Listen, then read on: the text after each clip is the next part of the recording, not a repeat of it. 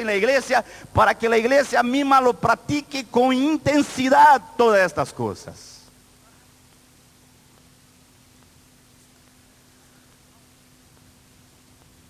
Yo creo que toda la iglesia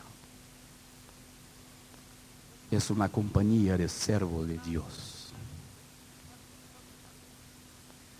Y yo creo que si no lo tomamos totalmente a la palabra, vamos a estar siempre mezclando cosas, juntando cosas.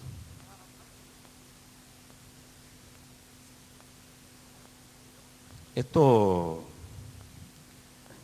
al principio hablamos de que un primer problema, ¿no? ¿Cuál era el primer problema que hablamos nosotros? Confundimos tener el concepto con tener la realidad. Acá tenemos que hablar de un otro problema serio que tenemos en la iglesia. Una enfermedad peor que la SIDA. Porque impresionante como difícil de sanar esta enfermedad. Impresionante. Nosotros aprendemos con Jorge Mitía hace casi 30 años que la iglesia tenía una enfermedad que se llamaba reunionitis, ¿no? De esto nos habló ayer Juan también. La reunionitis.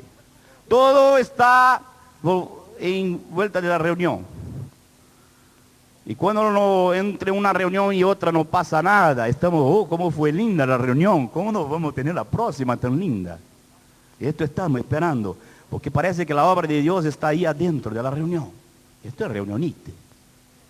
Pero con el pasar de los años, aprendemos que esta reunionite tiene una hermana muy apegada a ella, que se llama la casta sacerdotal. La casta sacerdotal. La dificultad tremenda de entendernos Primera de Pedro 2:9. Ya leyendo el Viejo Testamento ya deberíamos poder aprender. Porque ahí con Moisés, Dios dice a Moisés, Moisés, yo quiero que todo este pueblo me sea sacerdote. Todo el pueblo, dice Dios a Moisés. Pero pasó un tempito y Dios dice, bueno, ahora llama al pueblo todo y vamos aquí acá arriba. Venid todo a mí. Entonces se prepararon, pero el día de subir al monte de Dios, ¿qué hubo? Había ahí tinieblas, relámpagos, no sé cómo llama, trovoadas. Y el pueblo dice, no, que suba Moisés. Nosotros no, para que no morramos. Y ahí el pueblo rechazó su sacerdocio. Rechazó su sacerdocio. Y Dios sabía que no era el tiempo. Había que ser hecha una obra por medio de Jesús para que todo el pueblo pudiera entrar en el sacerdocio. De manera que ahí Dios estableció, después de esto Dios pone una tribu sacerdotal que eran los levitas. Y ahí por miles de años el pueblo de Dios tenía dos tipos de gente. El pueblo y los sacerdotes. El pueblo y los siervos de Dios. El pueblo y los que profetizaban. 1 año, 100 años, 1000 años. Pero la promesa estaba ahí. No esto que tengo en mi corazón, decía el Padre, habrá un tiempo que yo voy a derramar de mi espíritu sobre toda carne. Y esto se va a terminar. Se va a terminar. Porque yo quiero mi pueblo sacerdote. Y vino Jesús y hizo lo que hizo.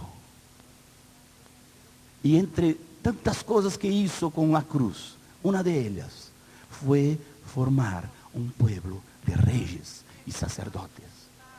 Con qué pujanza, con qué alegría, con qué regocijo que Pedro le dice, bueno, hermano, finalmente se terminó, es una nueva era, ahora sos sacerdocio real, nación santa, pueblo de propiedad exclusiva de Dios.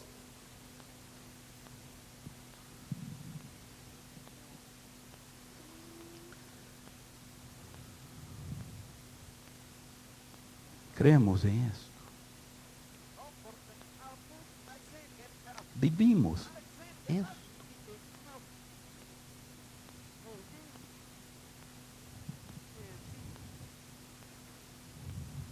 Jesús y los apóstoles tenían una estructura en que toda ella apuntaba para el funcionamiento de este cuerpo.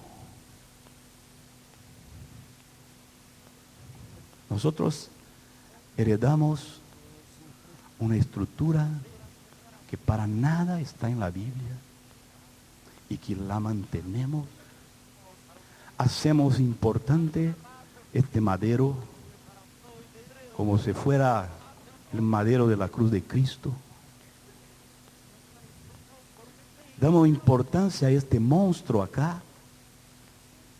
Tenemos una estructura que está en función más bien del funcionamiento de algunos pocos. Mucho del tiempo, del esfuerzo de la iglesia va en esta dirección. Jesús y los apóstoles no tenían esto. Si tenemos una estructura salonística, vamos a seguir reunionistas y púlpitocentristas.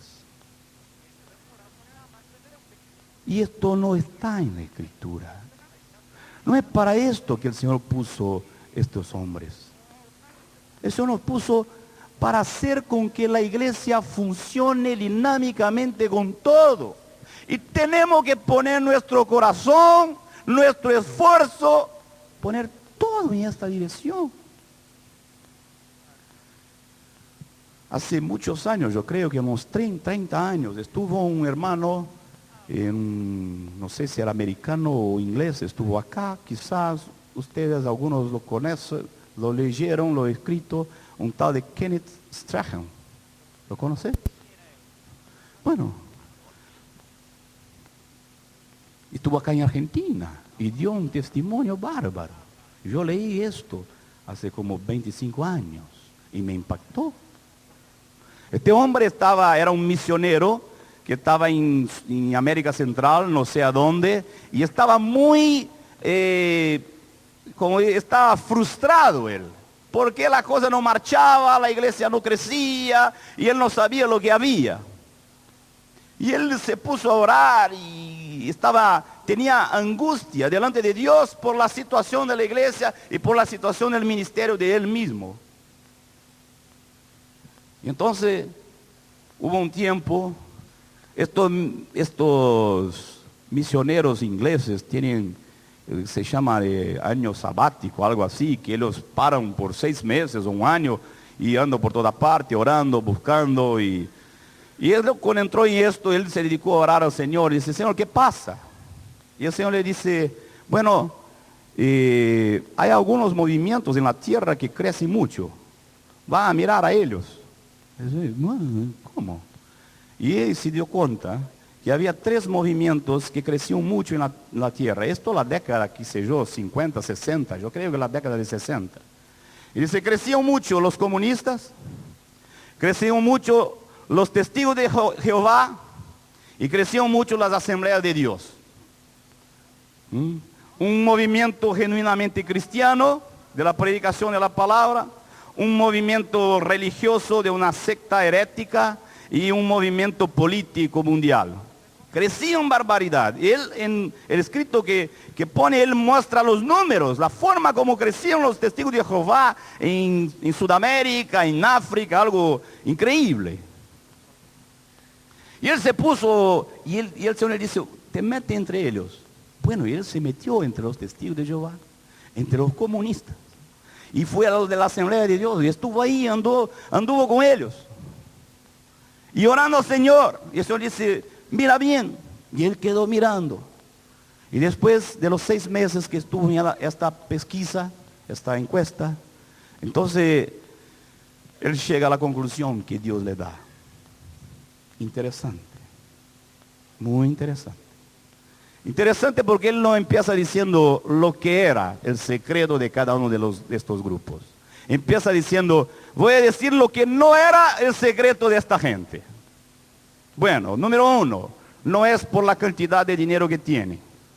Porque los de la Asamblea de Dios, en Brasil, los de la Asamblea de Dios están por toda parte y no tienen plata ninguna. Después, el secreto de ellos no era la formación y capacitación cultural de los líderes. No era. Sacamos esto también.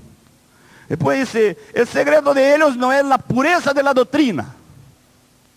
¿A dónde está la pureza de la doctrina de los testigos de Jehová? Y ahí fue sacando todo aquello que nosotros podríamos imaginar que sería el motivo, el secreto del crecimiento de estos movimientos. Y al final, él dice una cosa. Dice, el crecimiento de estos movimientos depende de una sola cosa, los tres la misma cosa. De la capacidad de los líderes del movimiento, o de la denominación, o de la secta, la capacidad de estos líderes de involucrar a toda la gente que están con ellos en la constante predicación de su fe o de su ideología. Depende únicamente de esto. Che, ¿sabe lo que yo me doy cuenta? Lucifer, Satanás, andó leyendo Efesios 4 y lo comprendió muy bien. Y dice, esto lo voy a hacer. Y los enseñó a los suyos. Muchísimo mejor que la iglesia y la atención que la iglesia da a la palabra de Dios.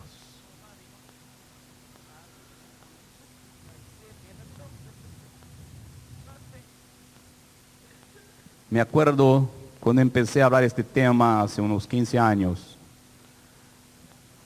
de cómo me animaba con la parábola de los talentos. Mira, imaginemos una congregación con 1000 hermanos, que tiene ahí, qué sé yo, 5 pastores, que está toda dividida en iglesias, en las casas, y son como, bueno, dividimos 1000 por 20, ¿cuánto da? 50 grupos caseros. Entonces tenemos ahí 1000 hermanos, tenemos 5 pastores y tenemos 50 líderes que están ahí adelante de la gente. Bueno, busquemos aplicar la parábola de los talentos a esto. Porque ahí en la parábola de los talentos dice que no todos tienen la misma gracia. Y esto tenemos que reconocer. Hay diferencias de gracias, de función.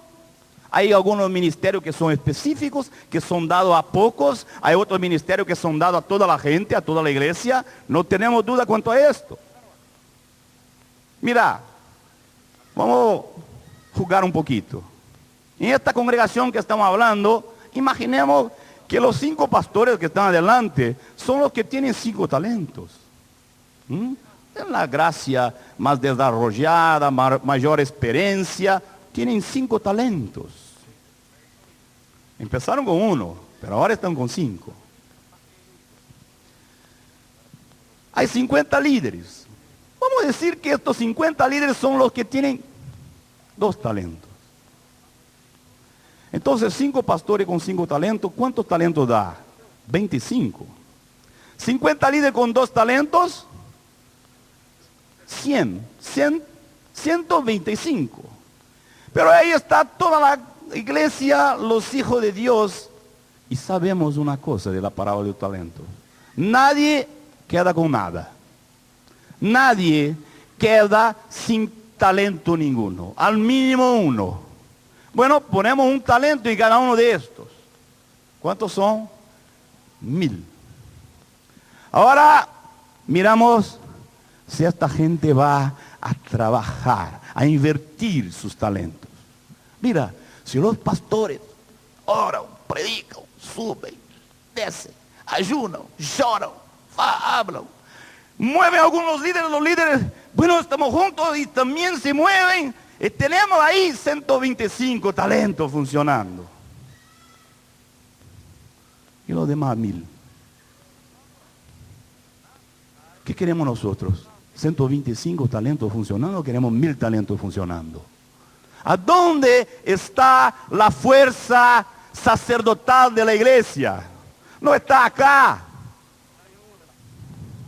La fuerza de la palabra de Dios en la iglesia está en la vida de cada hermano, hermana que bautizamos. Aleluya.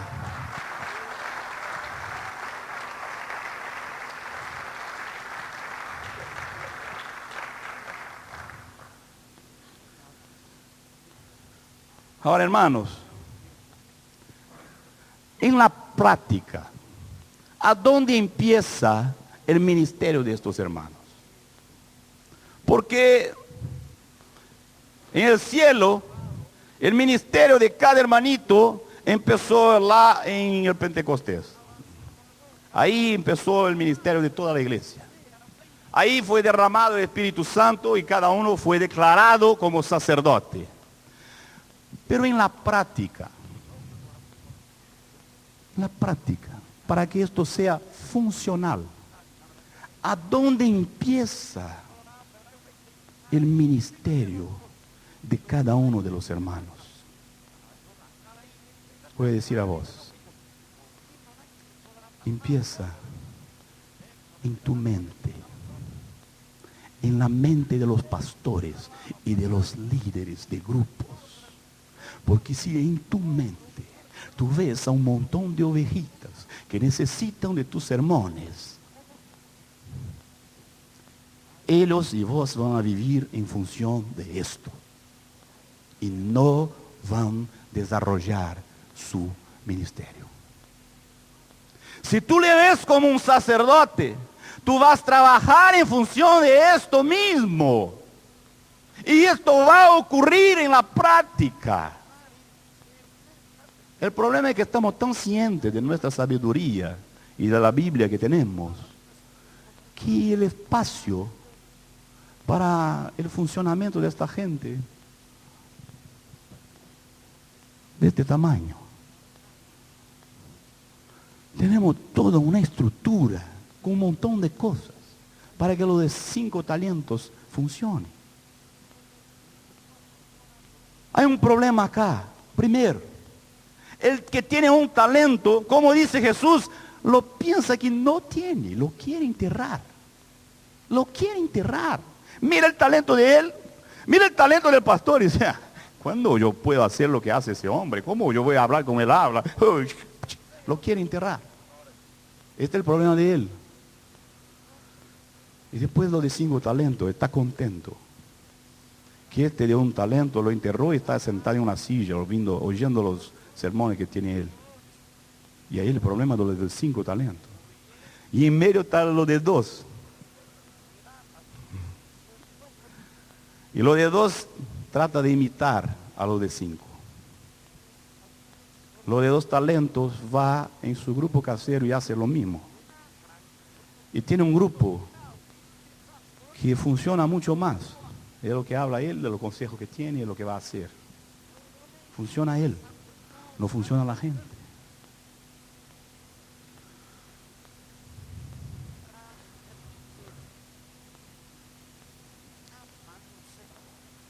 Tenemos que volver a la primera obra. Pero no sé si la nuestra. Pero la primera obra de Jesús y de los apóstoles. Que vivían, que hacían esto y vivían para esto. ¿Quiere decir algo?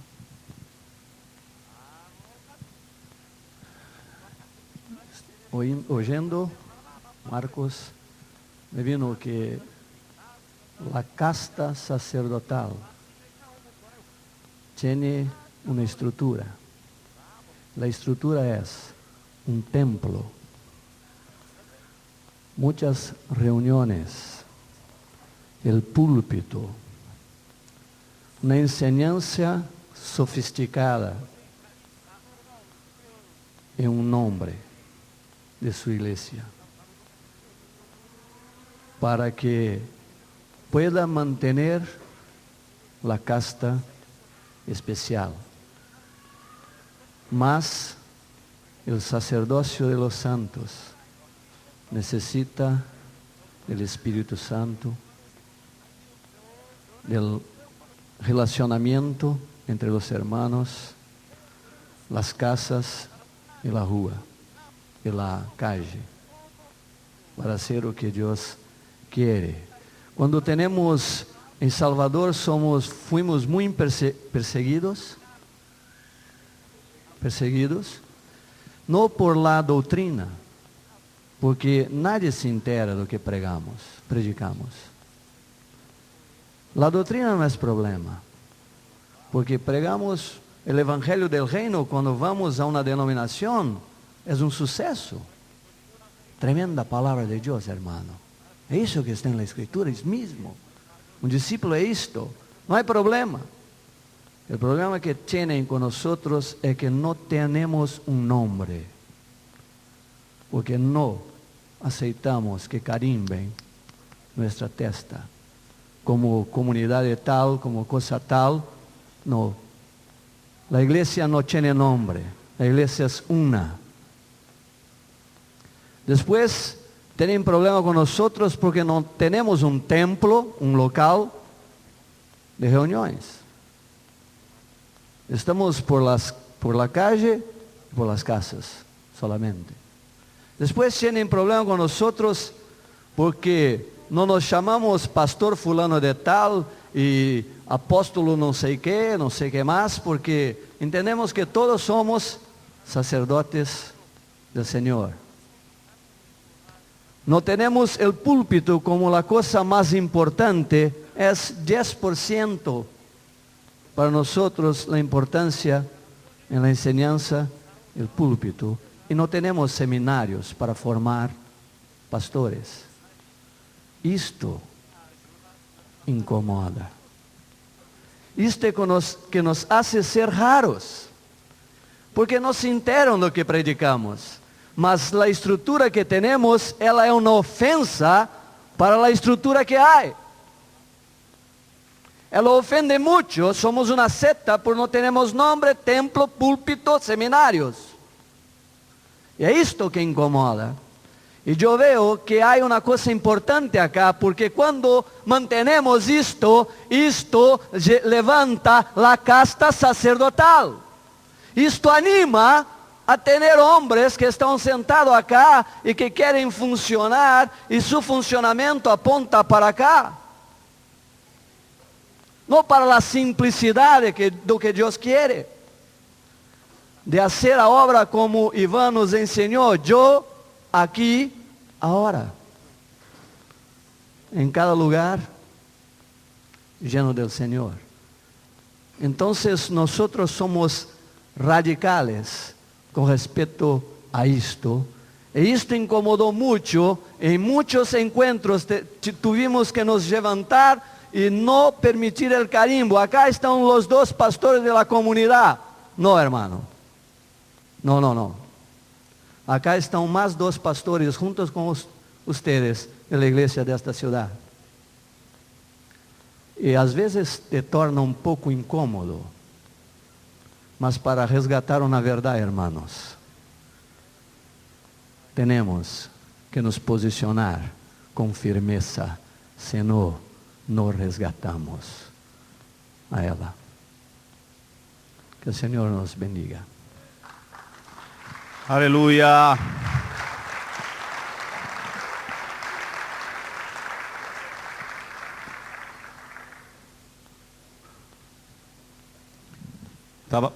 Estaba predicando ahí en una congregación bautista. Cuando termina el mensaje y termina el culto, el pastor dice: Marcos, va ahí a puerta para cumplimentar a la gente. Bueno, obedientemente, para saludar a la gente en la salida. Bueno, entonces cuando yo me bajo, dice él: hermanos, en la salida, saluden el siervo de Dios. Y yo en mi espíritu decía: ¿y ellos son qué? ¿Qué son ellos? Hermano, esto de que nosotros somos el siervo de Dios, esto es una trampa diabólica. Hay que ponerla abajo. Dios tiene uno solo llamado, un solo sacerdocio. Tenemos funciones diferentes, gracias diferentes, hermanos. Somos nosotros los siervos de Dios.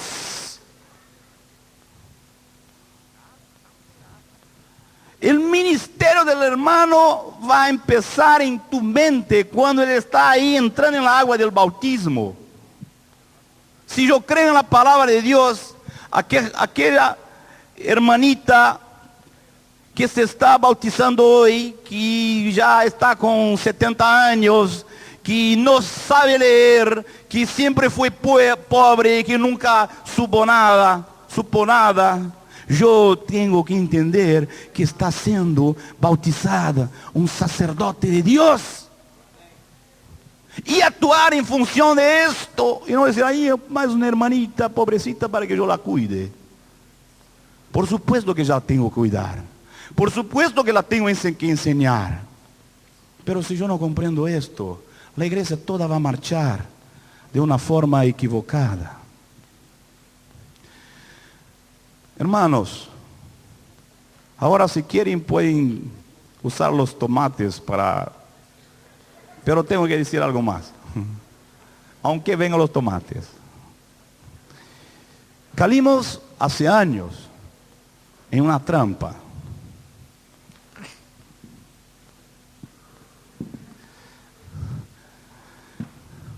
Hermano, esto de todos en el templo, en las casas, esto no es bíblico.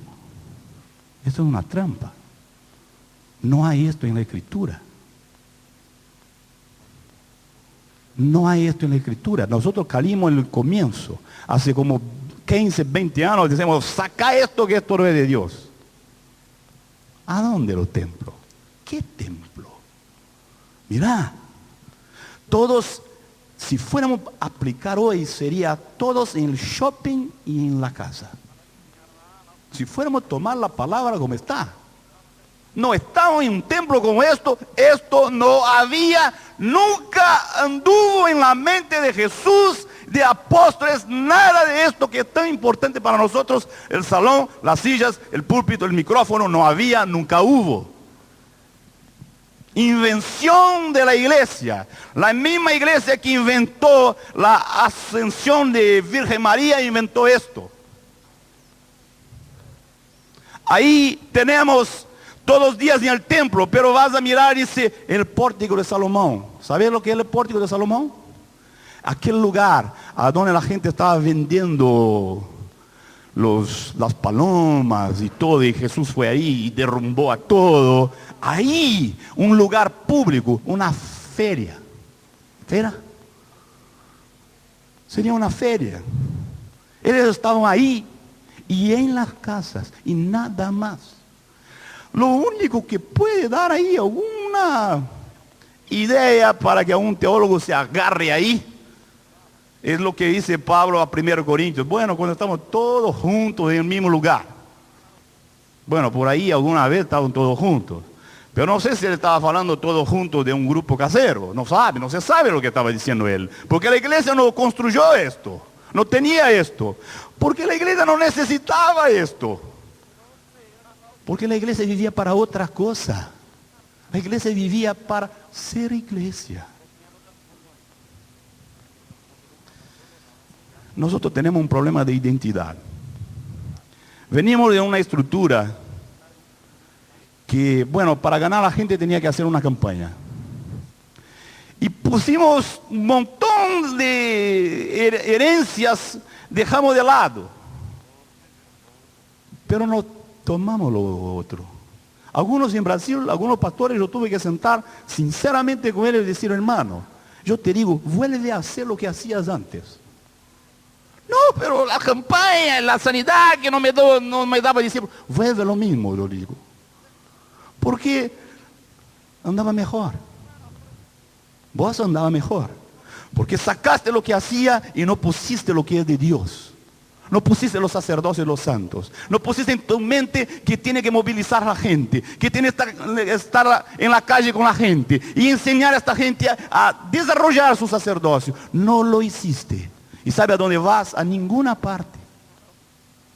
Mejor volver a lo que tenías. Bueno, no quieren volver. Pero esto nuevo es incómodo. Hace unos 13 años, cuando después de insistir y buscar ir en esta dirección, Dios nos dice, bueno muchachos, ahora un paso más.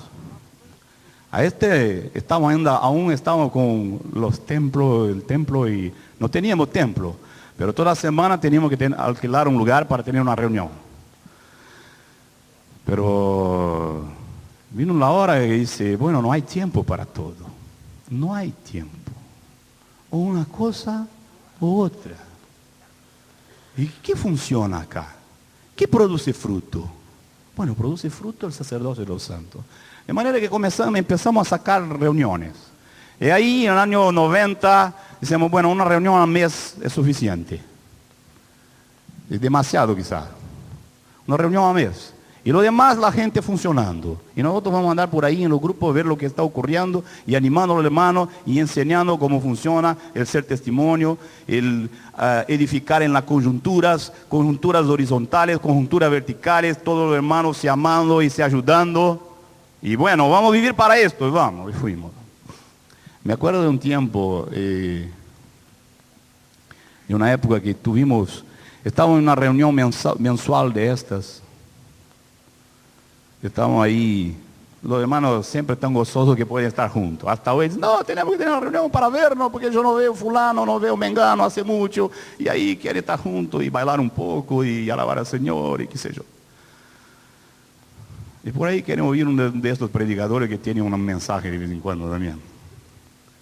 Bueno, y una reunión de esta fue una reunión hermosa, porque sucedieron cosas y la gente estaba gozosa. Y había un pastor de Chile, que nosotros no conocíamos, no sabíamos de dónde venía, pero estaba ahí hospedado en la casa de uno de los pastores, y él fue a la reunión esta. Y cuando él estaba en la reunión, él estaba encantado, porque sucedieron cosas. Esta reunión, muchas reuniones no sucede nada, pero esta reunión sucedió mucho. Entonces, estaba el hermano profetizando, el otro estaba dando testimonio, y la reunión realmente fue hermosa. Y el hombre estaba encantado. Y dice, che, qué bárbaro, qué hermoso, qué tremendo. Y llora. Por tanto me lleva un canto y dice, Marcos, ¿y cuántas reuniones de estas tienen ustedes por semana? Y yo le dice, bueno, ¿cómo voy a decir a él ahora? ¿Qué voy a decir este hombre? Dice, hermano querido, esta reunión es una al mes. Solamente nos vemos dentro de un mes. Él me miró como el bicho más raro que había. Un mes. Pero vino la pregunta a mente de él. ¿Cómo hacen ustedes para que dentro de un mes esta gente toda vuelva acá? Y yo digo, bueno, ¿cómo voy a explicar? Hermano, tenemos que sentar y charlar, no te puedo contestar así. Pero la pregunta de él, la perplejidad de él, me mantenía con la mente ahí, pensando en todo esto. Y en cuanto pensaba, me vino a la mente un dicho, qué sé yo, no sé si me habló Dios, no sé si me habló mi mente, no sé, pero yo lo digo. Me vino a la mente así: la fuerza de la iglesia no se ve en la cantidad de grandes eventos que ella puede producir. Pero la fuerza de la iglesia se muestra así por la cantidad de eventos sin los cuales ella puede vivir. Imagínate una iglesia que no se encuentra así un año entero, pero cuando se vuelve a reunir, son más gente, están más edificados, están más fuertes. Esta es la iglesia que Dios quiere, amados. Esto es lo que quiere el Señor.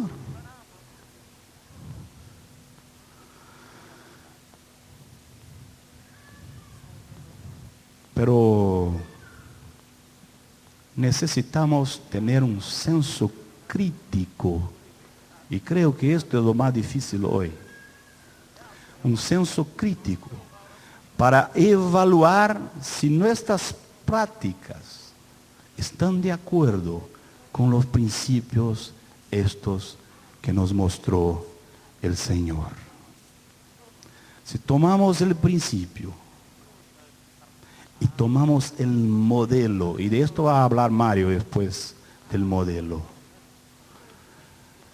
Hermanos, empezamos a entender que tenemos que meternos con nuestras prácticas. Tenemos que evaluar nuestra estructura. Porque la estructura que vivió la iglesia primitiva fue una estructura que movilizó a la iglesia. Movilizó a la iglesia. Entonces, algunos hermanos dicen, no, pero tú estás diciendo que tiene que practicar como ustedes. No necesita practicar como nosotros.